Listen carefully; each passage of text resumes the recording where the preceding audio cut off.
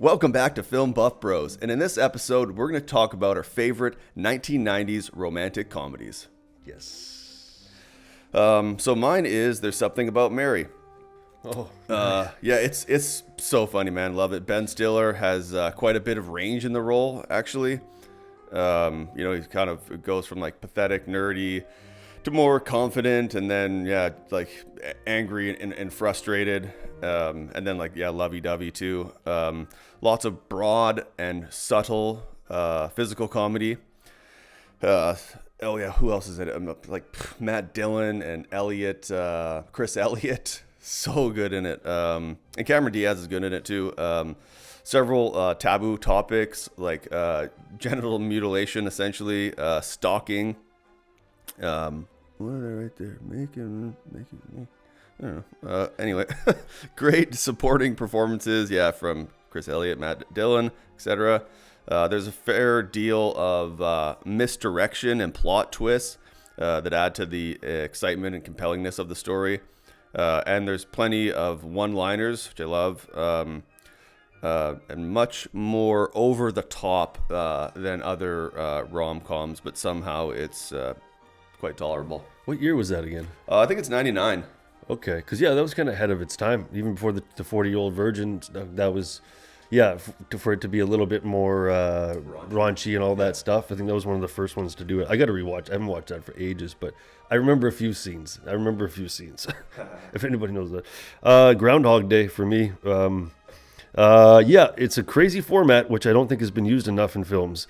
The whole trapped in a deja vu, like dream nightmare thing is just like, I remember rewatching it recently and going, wow, why isn't this applied to more movies, this format? Because I don't know if it would work with other movies, but it works so good in Groundhog Day. I know a lot of people I don't know anybody that really just doesn't like this movie. There's something about it.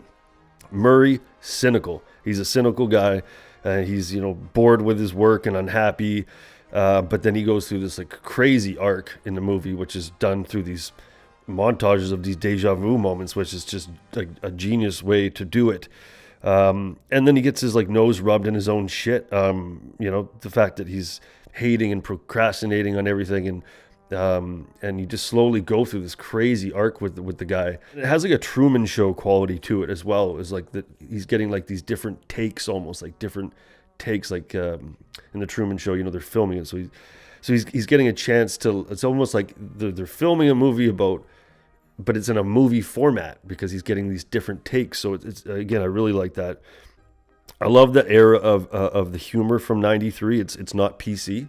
Like I'll watch that, I was like, man, this movie would not fly these days with some of the jokes. And just it's a great thing of like that possibility for abusing power with this kind of power that he's got. It's psychic ability or whatever, and the fact that he abuses the crap out of it at first, and then he respects the power. I could go on and on about the movie. I think a lot of people have already seen the movie, but for romantic comedies, I would say it is probably my favorite romantic comedy film out of the whole series we're doing. Yeah, and the cool thing is it doesn't like start as a romantic comedy, It doesn't. It kind of just starts as like a dark comedy, and then proceeds to, be like, yeah, this is the thing he's missing in his life. And what you were saying with the Truman Show just kind of occurred to me that like the environment kind of plays a character, because like something, I get God is like making that day happen over and over until he lives the day perfectly or whatever, right? Yeah. So the environment, the setting plays like a big part of like how the movie is presented, obviously. True. Yeah, that middle America sort of thing, almost that Fargo sort of thing too. It's endearing. It's, anyway. Yeah. Fantastic movie. Yeah, I agree. Well, that's our episode for this week. Tune in next week for another episode, and click down below to subscribe and hit the notification bell so you can watch all of our awesome content. Say hi to Cupid.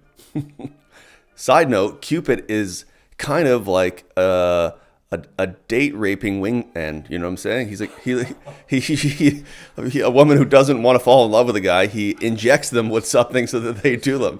Yeah. That's the next thing that's going to get canceled. Cupid.